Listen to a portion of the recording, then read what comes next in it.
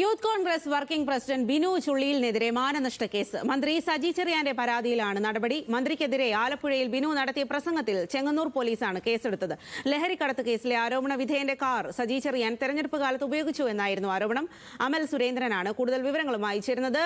അമൽ, ഇപ്പോൾ മാനനഷ്ടത്തിനാണ് കേസെടുത്തിരിക്കുന്നത്. മന്ത്രിയുടെ പരാതി ഏത് രീതിയിലാണ്? പോലീസ് നടപടി എങ്ങനെയാണ്?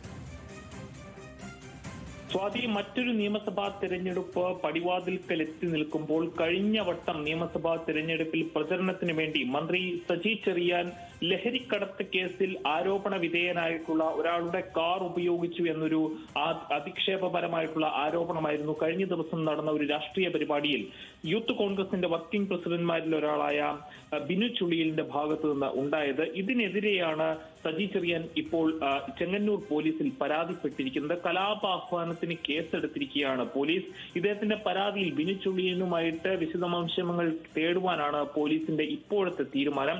ഏതായാലും നമുക്കറിയാവുന്നതാണ്, ഈ തിരഞ്ഞെടുപ്പ് കാലത്ത് അല്ലെങ്കിൽ നിയമസഭാ തിരഞ്ഞെടുപ്പിൽ ആലപ്പുഴയിലെ പ്രധാനപ്പെട്ട ഒരു നിയമസഭാ മണ്ഡലത്തിൽ പേര് പരാമർശിക്കപ്പെടുന്ന അല്ലെങ്കിൽ സ്ഥാനാർത്ഥിയാക്കുവാനുള്ള സാധ്യതകളും ചർച്ചകളും എല്ലാം നിലനിൽക്കുന്ന ഒരാളാണ് ബിനു ചുള്ളിയിൽ. അതോടൊപ്പം തന്നെ യൂത്ത് കോൺഗ്രസ് തങ്ങളുടെ ഭാഗമായിട്ടുള്ള നേതാക്കന്മാരെ സ്ഥാനാർത്ഥികളാക്കണമെന്ന് നൽകിയ പട്ടികയിൽ ഉൾപ്പെട്ടിട്ടുള്ള ഒരാളാണ് ബിനു ചുള്ളിയിൽ. അപ്പോൾ സജി ചെറിയാനെതിരെ നേരത്തെയും ബിനു ചുള്ളിയിൽ ശക്തമായി ആഞ്ഞടിച്ചിരുന്നു.